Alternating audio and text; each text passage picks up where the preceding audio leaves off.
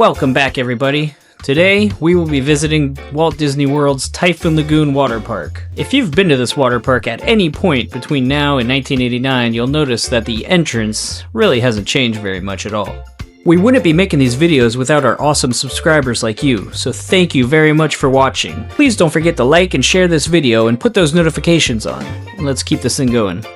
In this video, we're going to be walking throughout the park, showing you all the different rides, some fun activities, and hopefully we'll give you some good tips as well. This is a safe harbor zone, which is also the lost children area, so if your children somehow get separated from you throughout the park, cast members do a great job bringing them back to that section, keeping them comforted. There's also that photo spot of sunbathing towel Mickey, and of course it's Disney, so there's a gift shop right there too. Throughout the water park, you'll see these maps, so you'll never get lost wherever you are. It tells you where you are and where you need to go. It also has the wait times on the different rides, which is a pretty cool feature. It gives the information about the specific rides as well, and it tells you where you can eat, what kind of dining they have, what the hours of operations are of those dining, and then of course some merchandise. You'll also have throughout the park these little paddles that show which way the different areas of the park are. There's part of the lazy river that goes around the park. This is as you come upon the action zone of Typhoon Lagoon. There's some more informational signs right there.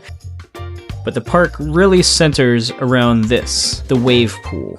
But this wave pool is 2.5 acres, and the waves can get up to 6 feet every 90 to 110 seconds. It's a lot of fun out there, but definitely hang on to your children. In the back there at the top, you'll see a ship that has been marooned up on the mountain. Legend has it that this ship, Miss Tilly, has been swept up and impaled on top of Mount Mayday during a massive typhoon, thus creating Typhoon Lagoon. If you really want to splurge, you can rent one of these cabanas, but there's plenty of free seating throughout the park. We're gonna head over to the family ride, and if you've seen my Blizzard Beach video, you'll know that the family ride is my son's favorite ride in all of the water parks. For your safety, please remain seated and hold on to the handles at all times. When you have completed your adventure, exit immediately to your left. I'm going to speed up this video because going up the aqua conveyor belt is kind of slow. But as you can see, there's a lot of different props along the way to keep you immersed in the storyline, which brings you to Misadventure Falls.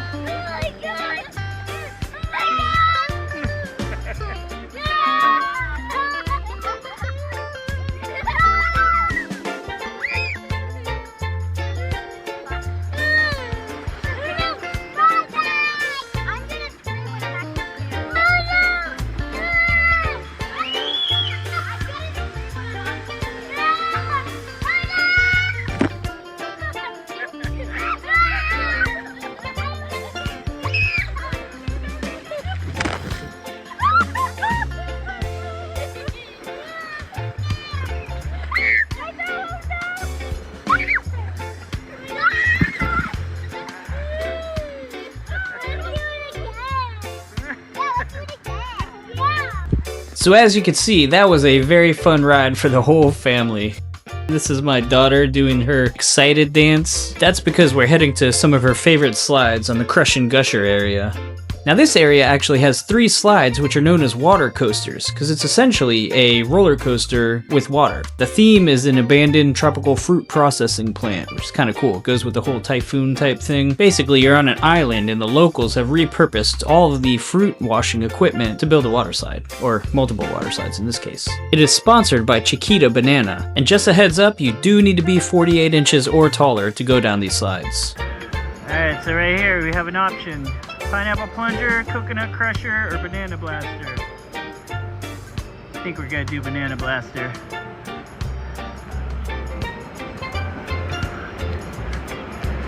Looks like you gotta walk up some stairs here. I have an announcement to make to everyone. 6, 7. Oh boy.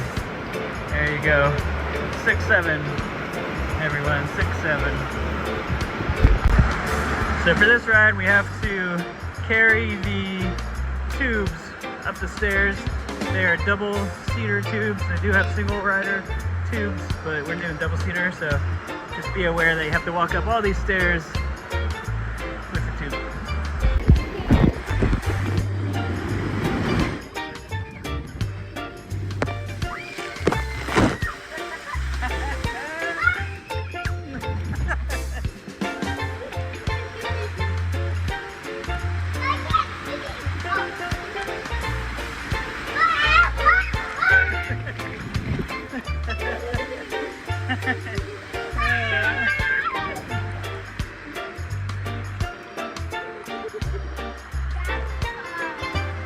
Alright, this time we're going on coconut crushers.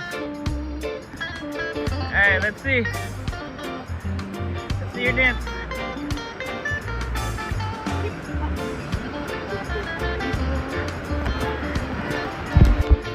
Alright, we just did coconut crusher. Couldn't get a video, it was way too short. But pineapple plunger, here we come. Hopefully I'll be able to get video on this one. Alright, this is the pineapple plunger dance.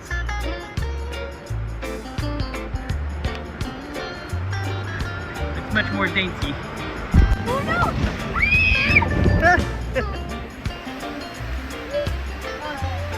It's like mommy's ride. Never mind. Wait, let's see mommy's toy. Oh wait, no, it's probably ended. Oh wait, never mind. Your feet are tickling my hair. We went in December, by the way, so if you hear us talking about how cold the water is, that's why. There is a water waiting area right outside the slides. It's where my family was waiting for us. If you're wondering what this cage is, it's actually part of the Shark Reef experience, which closed in 2016. So if you've been to Typhoon Lagoon sometime in the past 10 or 20 years, this used to be an area where you could swim with sharks. I believe originally it was part of the 20,000 Leagues Under the Sea. You could swim under this submarine, but they filled it in now. This is a nice little hideaway sitting area for guests to hang out in. If you want to stay away from the crowds, stay away from the pools. It's kind of weird to see it filled up with sand. Again, if you've been here a long time ago, many years ago, this is where you start. And then you swim all the way down there to the other end of the submarine, but now it's nothing but sand, chairs, and some Jimmy Buffett.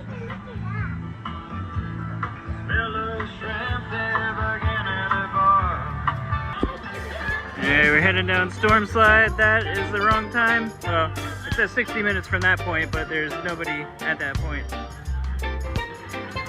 So we will be going down the storm slides here. And even he could go down it this time, so he's pretty excited. So walking up to the storm slides, I will say there's a lot of stairs. They go up and down quite often, so if you have trouble walking on stairs, it's probably not the best entrance for you. Also, I do highly recommend bringing your own food and snacks and drinks to the park. That will save you some money. And if you're wondering about towels, there are towels available at Typhoon Lagoon. There's also lockers that you can rent. The towels are free, the lockers you have to rent. Another great way to save money is the admission ticket. Lately, Disney has been giving out free water park passes when you stay at a Disney resort. You have to go during check-in day, though. You can go before you actually check in, too, which is great. So you just show up to the water park, go for however long you want, and then you go check into your resort. Parents, you could buy a beer cup while you're at the park, get it refilled for super cheap, and bring it back in future days. We're up at the top now. There's Humonga Kowabunga right over there. You get a good view from the top. There's 3 slides on this area. There's the Jib Jammer, there's the Rudder Buster, and the Stern Burner. First slide I'm going down is going to be the Jib Jammer. If you guys are with family or friends, the cast members are generally good at letting you guys race down individual slides. But of course, during busier days, they need to keep the line moving. So just keep that in mind. You know, I really like the storm slides. They're pretty smooth, there's a lot of twists and turns. You even go under caves occasionally.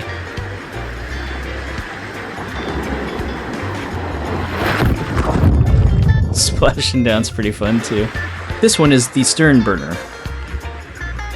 Here we go! Now the storm slides are supposed to simulate riding through a storm, and apparently riders can go up to 30 miles an hour.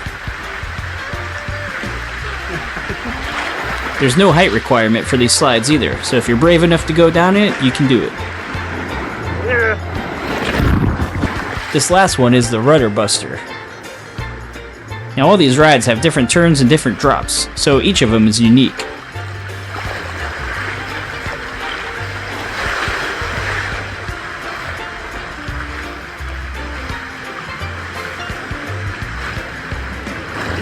And those are all the storm slides at Typhoon Lagoon.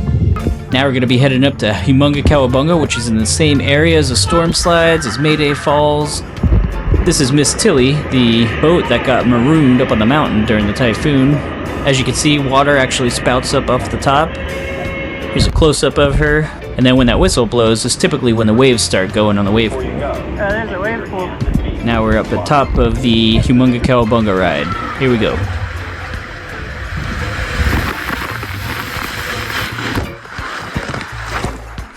That's how quick it lasts.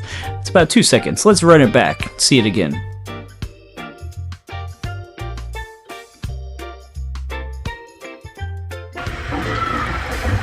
This one's a lot of fun, but as you can see, it's very short. It's a very steep drop down, and that's about it.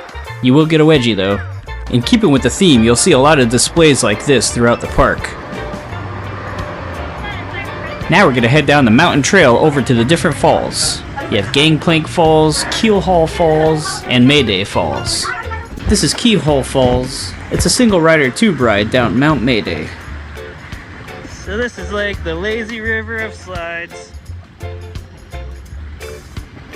This ride is very relaxing, very smooth and scenic. There's no height requirements, so anyone can go on it.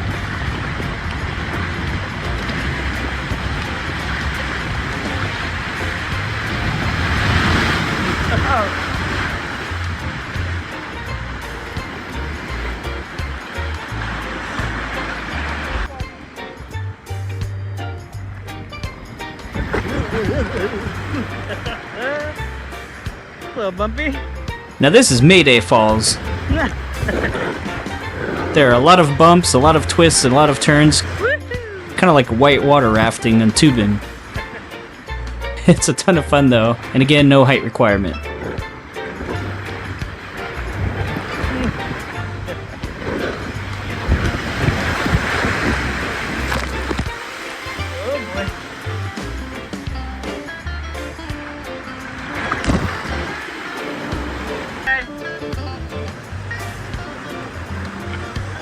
After Mayday Falls, we headed over to Ketchikiddee Creek, which is the kid zone area at Typhoon Lagoon. Now this one has their own water slides where you could go tubing. Sometimes the kids get stuck, which is fine, they still have fun. They have a little lazy river-ish type area for the kids, and then a little playground. It's a pretty small area, but the kids seem to have fun. There is a height requirement. You have to be 48 inches or under to play in this area.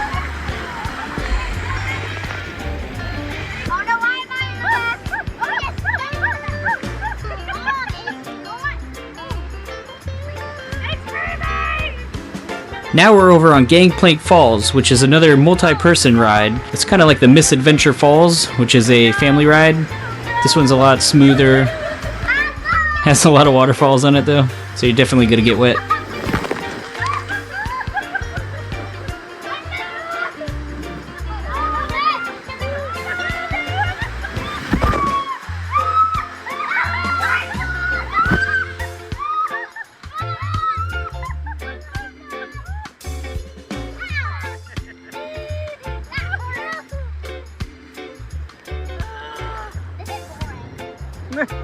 I think she loves it.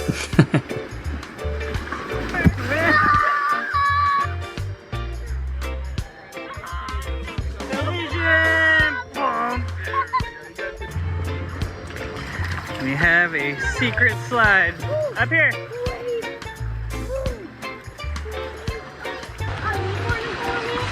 Inches. Which one? Alright, you go on that one. She's going on this one. This is a lesser known slide over at the wave pool area.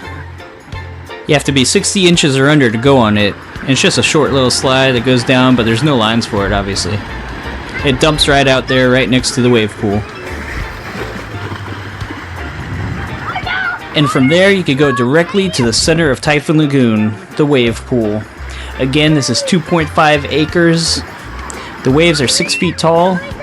They're produced every 90 to 110 seconds. There are lifeguards all around the perimeter of the pool, so you're in safe hands. This thing holds 3 million gallons of water, and it's one of the largest pools in North America. You can also get a private 3-hour surfing lesson for up to 25 guests, before or after the regular park hours. So you get about 100 waves, which is kind of awesome. What happens if we get the big one? Yeah. Okay, Daddy, let's stop going over there. Getting a little deep. Okay. Come back here then. I can't swim.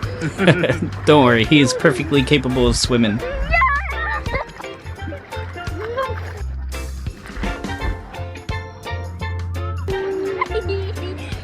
Daddy, let go. There. Daddy, Daddy's over here. It may look like Typhoon Lagoon is in its original condition.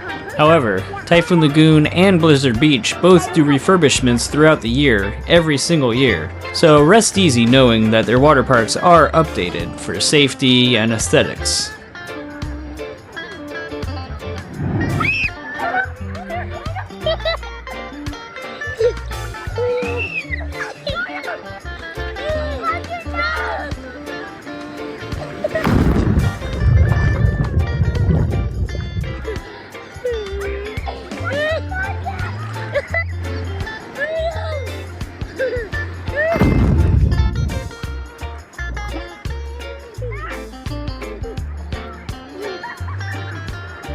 That was so fun. Yeah. Oh no. Daddy, put it on. Hurry. Daddy, put it on. Hurry, Daddy.